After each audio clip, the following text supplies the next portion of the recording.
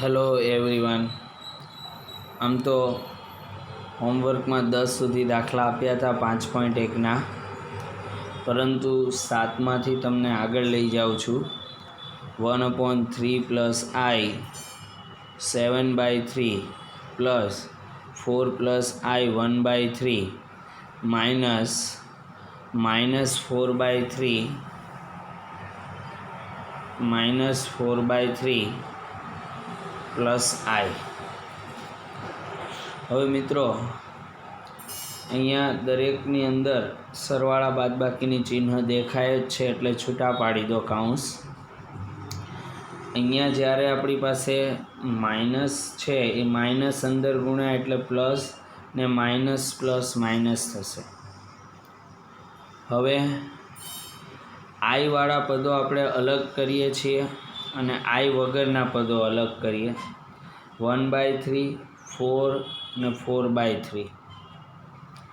આ 1/3 + 4 + 4/3 અલગ કર્યું, પ્લસ આઈ 7/3, 1/3 અને -1 અલગ કર્યું, કારણ કે આઈવાળા પદો લીધા છે. તો એનો લસા અહીંયા 3 આવશે, એટલે 12 ને 4 17, અરે 12 ને 4 16 ને 17/3, અને આનો લસા 3 આવશે, તો 7 ને 1 8 - 3 એટલે 5/3. તો આ રીતે આપણે 7મો દાખલો કરી શકીએ. 8મો દાખલો પણ જોઈ લો કે 1 - i⁴ છે, એટલે 4 ઘાત છે. તો આ 4 ઘાત છે ને, એને 1 - i² સ્ક્વેર કર્યો, એટલે કે ઉપરનો 12નો વર્ગ એમને અંદરના વર્ગનું આમાં વિસ્તરણ આપ્યું. તે વિસ્તરણ આપતાની સાથે જ આપણને 1 - 2i + i² છે એનું -1 થશે, એનો સ્ક્વેર થયો. તો 1 અને -1 જે છે એ કેન્સલ થશે. આ 1 અને આ -1 કેન્સલ થાય ને વર્ગ તો રહેશે જ. તો -2i² જે છે એટલે કે 4i², i² એટલે -1 એટલે -4, એટલે -4 + 0i. તો આ a + ib સ્વરૂપ થઈ ગયું. હવે સમજો એને આગળનો દાખલો. દરેક સંકર સંખ્યાને a + ib સ્વરૂપમાં દર્શાવવાનું છે. 1/3 + 3i3, એટલે 1 + 3i3 છે. તો a3 + 3a²b અને 3ab² અને b3. એટલે ટૂંકમાં આ સૂત્ર જ મૂક્યું છે, જે a + b આખાનો ઘન થાય તે. તો 1/27 આનું આવ્યું. અહીંયા છે ને 3 3 ઉડી જશે, એટલે 3, આ 3 ને 3 9 છે, સોરી, અહીંયા 3નો વર્ગ થાય 9, એટલે 9 અને 3 3 ઉડી જાય એટલે માત્ર i મળશે. અહીંયા 3 3 ઉડી જાય એટલે 9i² ને અહીંયા 27i3 થશે. હવે 1/27i ને 9i² છે એટલે આ -9, અને i3 છે તો i² એટલે -1, તો i3 એટલે -i આવશે, 1i વધી જાય એટલે -27i. હવે આ i વગરના પદ અને i વાળા પદ, જેમાંથી i કોમન કાઢ્યો, એટલે 242/27 પણ માઇનસ, અને -26i, એટલે a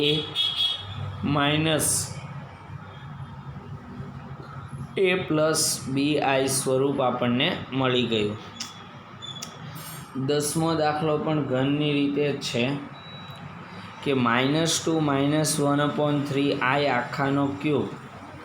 તો પહેલાં એમાં a3, આને અલગ રીતે કર્યો. જોયો આ સૂત્ર, a3 + b3 3ab અને 1 કૌંસ આ બેઠો. હવે 8 આ 1/3 એટલે -1/27 i ઘન પ્લસ અહીંયા આપણને આ 3 છૂટા પર આ 3 ઉડી જાય એટલે માઇનસ પ્લસ 2i અને આ કાઉન્સ તો છે જ. હવે 2iનો અંદર એટલે -4i -2/3i² એટલે -1 એટલે આ પ્લસ થઈ ગયું. હવે i વગરના પદ અને i વાળા પદ એટલે આપણને મળી ગયું અહીંયા સાદું રૂપ -22/3 અને -107/27i, કારણ કે આ 27 ચોક એનો ગુણાકાર થશે 126 કે 128 8 અને આ +1 છે એટલે -107 વધશે. 27 ચોક 108 થશે. ઓકે, હવે નેક્સ્ટ આપણે જે દાખલા જોવાના છે 11 અને 12. તો પહેલાં આપણે 11મો દાખલો સમજીએ કે વ્યસ્ત શોધો. અહીંયા આ સંખ્યાનો વ્યસ્ત શોધવાનો છે. એટલે z બરાબર શું છે 4 - 3i. વ્યસ્ત એટલે 1/4 - 3i. એની કરણી લીધી. આમાં 4 - 3i છે તો 4 + 3i વડે એને ગુણ્યું અને ભાગ્યું. 4 + 3i વડે એને ગુણ્યું છે અને ભાગ્યું છે. તો 4 + 3i ના છેદમાં a - b ને a + b એટલે a² - b². a² - b². 16 - 9i² ને 16 + 9. તો હવે 9i² એટલે i² -1 એટલે 16 + 9 થશે એટલે 25 એટલે 4/25 + 3/25i. આનો વ્યસ્ત આપણને આટલો મળે છે. તો આ રીતે વ્યસ્ત શોધાય છે. અને બીજું કે આ 12મા દાખલામાં પણ વ્યસ્ત શોધવાનો છે. 1/z એટલે આ લીધું, આમાં પ્લસ છે તો માઇનસ વડે ગુણ્યું ને ભાગ્યું એટલે નીચે 5 - 9i² છે એટલે +9 ઉપર એમને એમ 9 ને 5 14 અને એને આ છૂટું પાડ્યું. તો છૂટું પાડતાની સાથે જ આપણને મળે એટલે સેમ રીત છે. 13મો દાખલો છે કે -i. તો z બરાબર -i એટલે 1/z લેવાનો. તો 1/-i તો એને i વડે ગુણીને ભાગવાનું એટલે -i/i² માઇનસ પણ i² બરાબર તો શું થાય -1 અને આગળ ઓલરેડી માઇનસ છે એટલે માઇનસ પ્લસ થઈ ગયું એટલે છેદમાં 1 નીકળી ગયો એટલે ઉપરનો i ખાલી વધે છે. એવી જ રીતે અહીંયા આપણે આગળના દાખલા સમજીએ કે જે સંકર સંખ્યા માટેના છે. 14મો દાખલો 13 પછીનો 14મો દાખલો છે. અને આપણે a + ib સ્વરૂપમાં લાવવાનું છે. તો ખાલી રકમ મોટી છે 3 + i√5 ને 3 - i√5. 3 + √2i -√3 - i√2. તો હવે 3 + i√5 ને 3 - i√5 એટલે a + b ને a - b એટલે a² એટલે 3નો વર્ગ, b² એટલે 5i².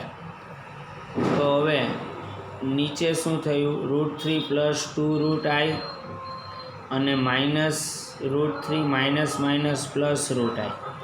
તો અહીંયા √3 કેન્સલ થઈ ગયા. ઉપર i² નું -1 એટલે 9 + 5 નીચે 2√2i 14/2√2i પણ છેદમાં i છે એટલે પાછી કરણી લેવાની. i વડે ગુણ્યું ને ભાગ્યું એટલે 14i/2√2i².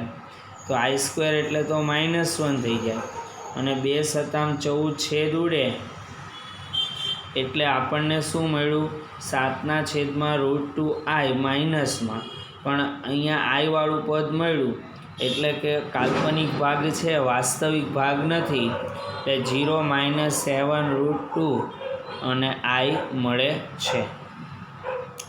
તો આ રીતે હવે આપણે નેક્સ્ટ દાખલા માટે આગળ વધીએ કે જે આપણે a + ib સ્વરૂપવાળો હોય એવો. પણ અહીંયા સ્વાધ્યાય પૂરું થાય છે. તો હવે થિયરી જોઈશું આપણે સમજીશું આર્ગંડ આકૃતિ અને ધ્રુવીય સ્વરૂપ. એટલે બહુ અગત્યનું છે, ધ્યાન આપજો કે વાસ્તવિક સંખ્યાઓની દરેક ક્રમયુક્ત જોડ XYને સંગત XYમાં સંગત અનન્ય બિંદુ મેળવી શકાય અને કોઈપણ સંકર સંખ્યા X પ્લસ IYને સંગત ક્રમયુક્ત જોડ XYને XY સમતલના અનન્ય બિંદુ P ઓફ XY તરીકે દર્શાવી શકાય છે. તેમજ XYના સમતલ બિંદુ P ઓફ XYને સંગત અનન્ય સંકર સંખ્યા X પ્લસ IY મળે છે. તો હવે આપણે કોઈ પણ 2 પ્લસ 4i લઈએ તો એને ક્રમયુક્ત સંગત સંખ્યા 2 4 x એટલે 2 અને y એટલે 4 -2 3 લઈએ તો એ ક્રમયુક્ત જોડ -2 અને 3 મળે. એવી રીતે 0 પ્લસ 1i તો 0 1, પછી 2 પ્લસ 0i તો 2 0. તો આવી રીતે આકૃતિમાં એટલે કે આ યામ સમતલમાં એટલે કે આ XY સમતલમાં એને દર્શાવી શકાય છે.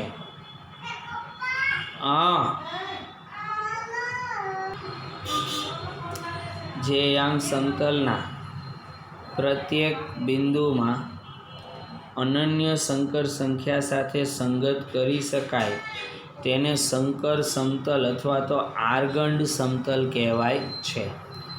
હવે જે યામ સમતલના પ્રત્યેક બિંદુને અનન્ય સંકર સંખ્યા સાથે સંગત કરી શકાય તેને સંકર સમતલ અથવા આર્ગંડ સમતલ કહેવાય છે.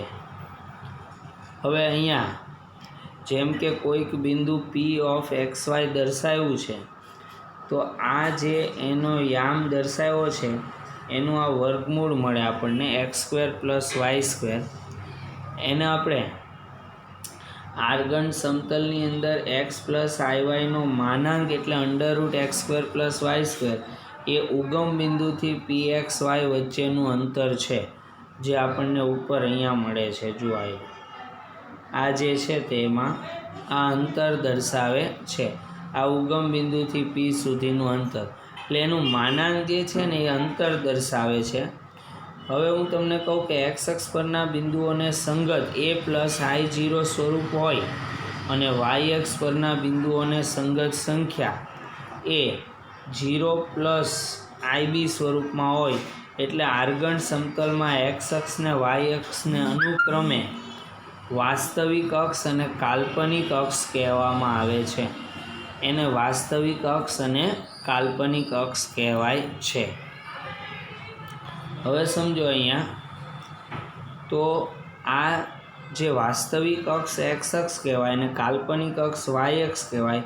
એટલે કોઈપણ સંકર સંખ્યા z x પ્લસ IY ને તેની અનુબદ્ધ સંકર સંખ્યા z બાર x માઇનસ IY ને આર્ગંડ સમતલમાં અનુક્રમે P ઓફ XY અને Q of x minus y વડે દર્શાવાય. જુઓ એટલે કે x માઇનસ y અને આ XY એ બંને RC પ્રતિબિંબ છે. આ x તો આ y અને માઇનસ y છે.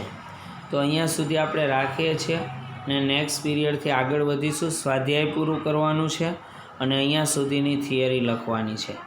ઓકે.